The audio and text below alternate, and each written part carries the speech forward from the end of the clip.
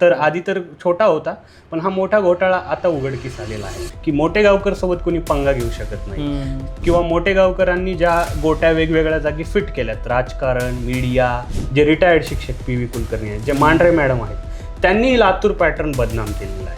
पण यांचा 22 लाख कुटुंबांना यांनी डायरेक्ट अफेक्ट केलं या माफियांनी. असल्यामुळेच मोठेगावकरांवर बोलण्यासाठी कुठले पक्षही बाहेर येत नाही, पुढे मीडियाही येत नाही. लातूर पॅटर्नची महाराष्ट्रात चर्चा आहे. लातूर म्हटलं आणि शिक्षण म्हटलं की तिथे RCC मोठेगावकर हे नाव यायचं. RCC मोठेगावकरच्या जाहिराती तुम्ही महाराष्ट्रभरात पाहिल्या असतील, TV वर पाहिल्या असतील, रस्त्याने फिरताना पाहिल्या असतील. मोठेगावकर हा एक ब्रँड बनला. पण हे मोठेगावकर CBIच्या जाळ्यात अडकलेत. नीट पेपर फुटीनंतर मोठेगावकरांपर्यंत धागेदोरे पोहोचले. नांदेडमधली लिंक लागल्यानंतर CBIने त्यांना पुण्यातली चौकशी सुरू असतानाच ताब्यात घेतलं. मोठेगावकरांना दिल्लीत नेलं जाईल. दिल्लीमध्ये त्यांची पुन्हा चौकशी होईल. CBI त्यांचं रिमांड घेईल. आणि मोठेगावकर हा ब्रँड जो बनला होता, पण त्या मोठेगावकरांनी जे केलं आहे ते शिक्षण क्षेत्राला काळीमा फासणार आहे. श्रीमंतांची मुलं डॉक्टर बनवायची, गरिबांच्या मुलांकडून पैसा घ्यायचा. शेतकरी आईवडिलांची मुलं लातूरचं शिक्षण परवडतं असं समजून मोठेगावकरांकडे मुलं ठेवायची, राहण्या खाण्याचा लाखो रुपये खर्च. ही मुलं मेहनत करायची, रिपीटर्स व्हायचे, 2-2, 3-3 वर्ष परीक्षा द्यायचे. पण या सगळ्यातून पुढे काय आलं तर नीटचा प्रचंड मोठा घोटाळा गेल्या कित्येक वर्षापासून हे चालू होतं. हे अर्थातच CBIच्या चौकशीतून समोर येईल. पण या परीक्षेदरम्यान जे घडलं आहे, जे समोर आलं आहे, ते शेतकऱ्यांच्या मुलांसाठी, जी मुलं प्रचंड मेहनत घेऊन डॉक्टर होण्याचं स्वप्न पाहायचे, त्यांच्यासाठी अत्यंत वेदनादायी आहे. मोठेगावकर त्यांनी केलेलं काम, नीटचा घोटाळा, या सगळ्यांवरती माझे मित्र रविकुमार सुभाषराव यांनी खूप लिहिलं आहे. सगळ्या गोष्टी व्यवस्थित लिहिल्यात त्यांनी. मोठेगावकरांच्या ट्रॅक रेकॉर्ड काढलेत. स्वतः इंजिनियर असलेल्या, अभ्यास केलेल्या, UPSCचा अभ्यास केलेल्या रविकुमार यांनी मोठेगावकरांच्या अनेक गोष्टी बाहेर काढल्या, त्याच्यावर लिहिलं. लोकांमध्ये त्याच्याविषयी चर्चा व्हायला लागली. रविकुमार माझ्यासोबत आहे. मोठेगावकर ब्रँड असेल, लातूर पॅटर्न असेल, अनेकांना वाटतं लातूरचं नाव आता खराब व्हायला लागलं आहे. पण रविकुमार, या सगळ्या गोष्टी जेव्हा आपण बघतो तेव्हा हा फक्त लातूर पॅटर्नचा प्रश्न नाही आहे, तर पूर्ण महाराष्ट्राचा प्रश्न बनला आहे की महाराष्ट्राने असं केलं. कारण हा नॅशनल लेवलचा घोटाळा आहे. लातूरचं नाव ही तर आपल्यासाठी, म्हणजे जो लातूरचा त्याच्या स्वाभिमानाला ठेच पोहोचू शकते, पण देशात लातूरचं नाव गाजतं आहे आणि ते मोठेगावकरांमुळे गाजतं आहे. या मोठेगावकरांविषयी तुम्ही परळीचे आहेत, बाजूचंच लातूर आहे, अनेक दिवसापासून ऐकताय. पण हे मोठेगावकर आधी कधी वाटायचं या लेवलला यांचं चाललं आहे, कारण त्यांचं सक्सेस रेट, जाहिराती हे सगळं बघता.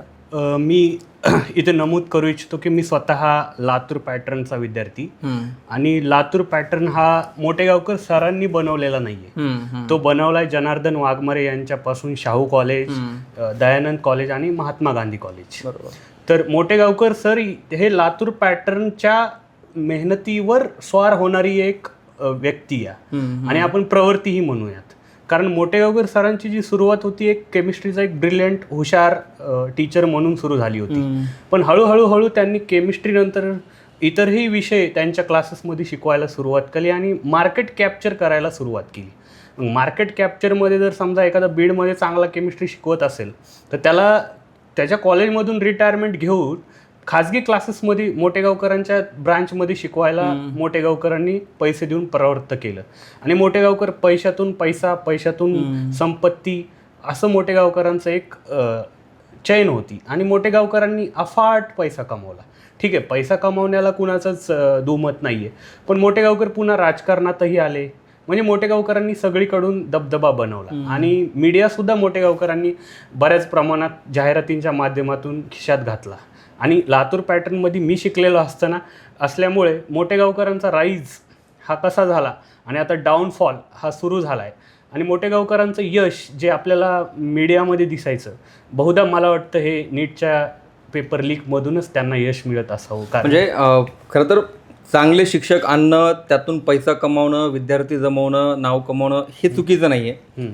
मोठेगावकरांचं आता जसं तुम्ही सांगितलं की अनेक मुलांचं म्हणजे अनेक गोष्टी दाबल्या जायच्या आतापर्यंत. जसं की क्लासमध्ये एखाद्या नैराश्यातून आत्महत्या केली, त्या क्लासविषयी काही झालं. 2014ला तर अधिकाऱ्यांवरती हल्ला झाला होता क्लासमध्ये, तरी काही झालं नाही. म्हणजे मोठेगावकरांचा दबदबा होता. त्याच्या कधी बातम्या पण मीडियात यायच्या नाही, कारण ते सगळ्या मीडियाला खूप प्रचंड जाहिराती द्यायचे.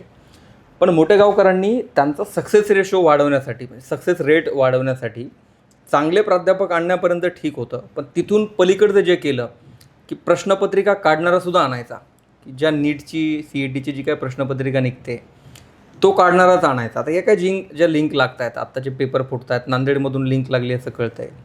तर हा फुगलेला एक आकडा होता मोठेगावकरांचा असं वाटतं, कारण जे काही मुलं लागले ते श्रीमंतांचेच लागले. आता कसं आहे, मोठेगावकरांचं असं होतं की नॉर्मल बॅचेस पण होत्या आणि सुपर स्पेशलिस्ट आणि वेगळ्या बॅचेस, म्हणजे जास्त पैसे देऊन आणि जास्त अटेन्शनवाल्या बॅचेस. मग त्यामध्ये तर श्रीमंतांचीच मुलं जायची, किंवा क्रॅश कोर्सच्या बॅचेस त्यामध्ये श्रीमंतांची मुलं जायची. मग आता श्रीमंतांचं कसं असतं, एक वेळ गरीब सहन करतो त्याचं नुकसान झालेलं आणि पुढे जातो की आपल्या मुलातच काहीतरी दोष असेल, पण श्रीमंत तुम्हाला पेआउट मागतात त्यांच्या पैशाचा. मग मोठेगावकरांनी त्या पयातूनच ही तडजोड केली असावी त्यांच्या मूल्यांसोबत.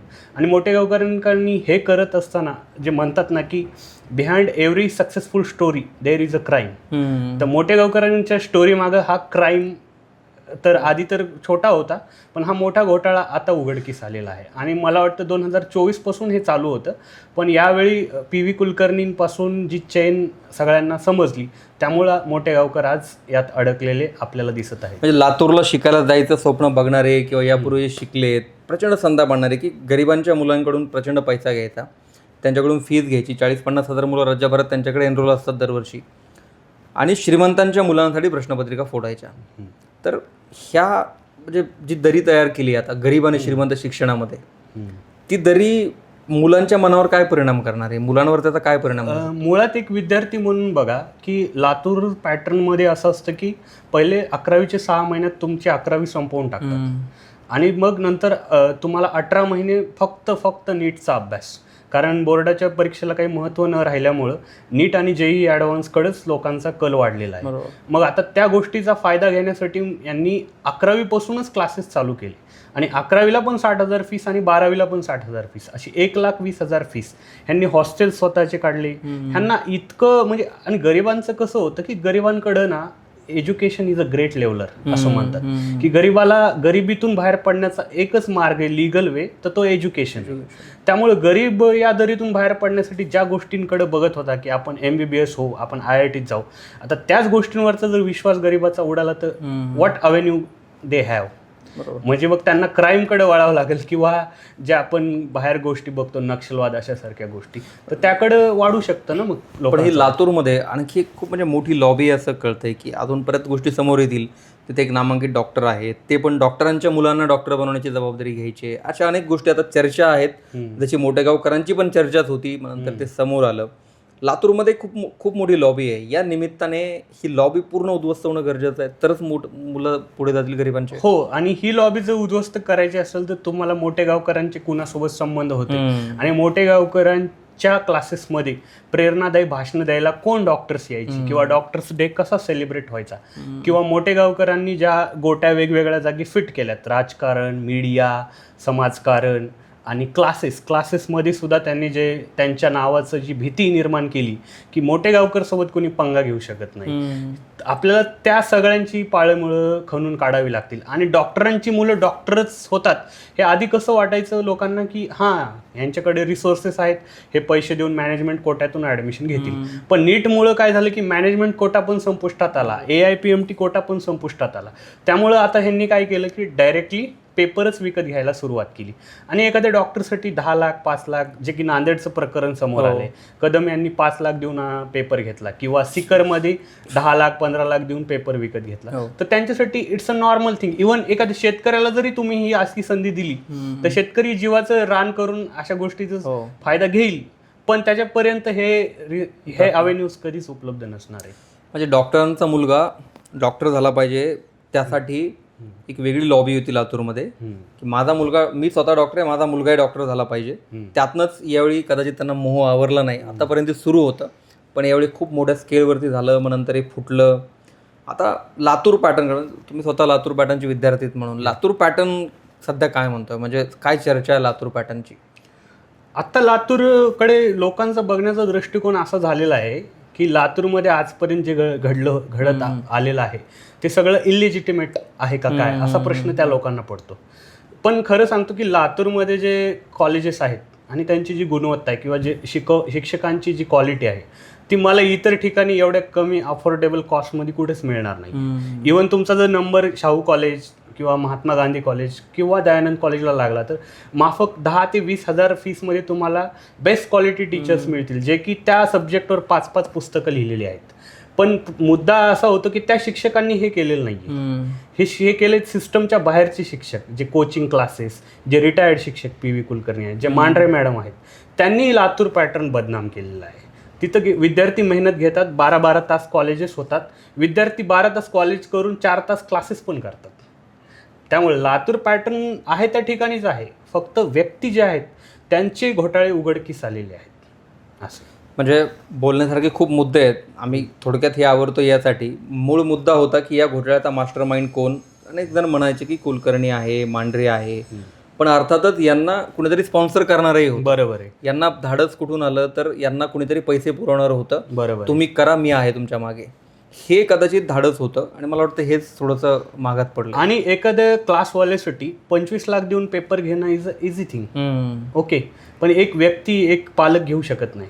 त्यामुळे मोठेगावकरांनी काय केलं की ती रिस्क घेतली की हां, आमचा पेपर NTA आम्ही NTA साठी पेपर काढतो अशी माहिती ज्यांनी दिली तरी साध्या माणसाचा विश्वास बसणार नाही. पण मोठेगावकर ती रिस्क घेऊ शकत होते, कारण त्यांचे इंटरनल सोर्सेस होते. सामान्य माणूस 1 कोटीही जरी मोठेगावकरांना मागितले पेपरसाठी तर मोठेगावकर देऊ शकतात. पण सामान्य पालक, सामान्य माणूस यावर विश्वासच ठेवू शकत नाही आणि तेवढे पैसे देऊ. त्यामुळे मोठेगावकर इज अ मेन प्रमोटर असं पण म्हणता येईल तुम्हाला, की ज्यांनी हिंमत दिली. त्याच्यासाठी एक शब्द वापरला जातोय, कोचिंग माफिया. येस, कोट्यातल्या कोचिंगवाल्यांसाठी तो आतापर्यंत वापरला जायचा. बरोबर आहे. कदाचित लातूरमध्ये हा शब्द पहिल्यांदाच वापरला जातोय, कोचिंग माफिया. माफिया वेगवेगळ्या क्षेत्रात असतात, शिक्षण क्षेत्रातही माफिया असतात, पण कोचिंग क्षेत्रातला माफिया आतापर्यंत कोट्यामध्ये, राजस्थानमध्ये पाहिले होते, सगळ्यांनी ऐकले होते. महाराष्ट्र पहिल्यांदा बघतोय की कोचिंग माफिया काय असतो, त्या माफियाचं साम्राज्य, पैशातून पैसा कसा कमवला जातो, गरिबांकडून पैसा घेऊन श्रीमंतांना कसं मोठं केलं जातं. अनेक गोष्टी यातनं समोर आल्यात, आणखी गोष्टी समोर येणार आहेत. आपण याच्यावर लिहित राहूच, बोलत राहूच.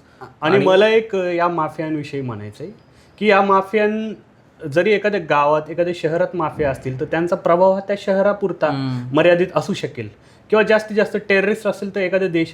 पण यांचा 22 लाख कुटुंबांना यांनी डायरेक्ट अफेक्ट केलं या माफियांनी. आणि यांनी एकदम सोफिस्टिकेटेड चेहरा, वेगवेगळे प्रतिष्ठित अवॉर्ड, वेगवेगळ्या प्रतिष्ठित व्यक्तींसोबत लिंक्स, पॉलिटिशियन्ससोबत लिंक असल्यामुळेच मोठेगावकरांवर बोलण्यासाठी कुठले पक्षही बाहेर येत नाहीत, कुठे मीडियाही येत नाही. त्यामुळे हे माफिया वेगळे कन्सिडर करावेत असं मला वाटतं. त्यामुळेच मोठेगावकरांना या प्रकरणात कुणी मदतही केली नाही, कारण मदत करणाऱ्याला माहीत होतं की जो मदत करेन तो सुद्धा अडकणार आहे. त्यामुळे मोठेगावकरांना 2-3 दिवस चौकशी सुरू होती, 2-3 दिवस सतत समन्स देऊन बोलवलं जात होतं, पण अखेर अटक करावी लागली, कारण त्यांना वाचवणारं कुणीही नव्हतं. मोठेगावकरांना ज्या पद्धतीची सिस्टम त्यांनी उभी केली होती की मी काहीही मॅनेज करू शकतो, मीडिया असेल, राजकारण असेल, यंत्रणा असेल, पण तो सगळा भ्रम फुटला, कारण देशव्यापी घोटाळा समोर आला. कदाचित हा महाराष्ट्र लेवलचा घोटाळा असता तर मोठेगावकरांना ते मॅनेज करणं जमलंही असतं, पण देशव्यापी घोटाळा होता. 22 लाख मुलांचं भवितव्य टांगणीला लावलं. कित्येक मुलांनी आत्महत्या केल्यात, कित्येक गरीब शेतकऱ्यांनी कष्ट करून ऊस तोडून मुलं शिकवली आहेत. आता त्यांना परत एकदा पेपर देण्याची वेळ आली आहे. तर अशा अनेक गोष्टी आहेत. कोचिंग माफिया या सगळ्यामधून समोर आल्यात. या पुढच्या घडामोडी आम्ही अशाच story.com आणत राहू, असंच विश्लेषण आणत राहू, अशाच नवनवीन व्हिडिओज तुम्हाला पाहता येतील. चॅनल सबस्क्राईब जरूर करा. या व्हिडिओत आपण इथे थांबतोय.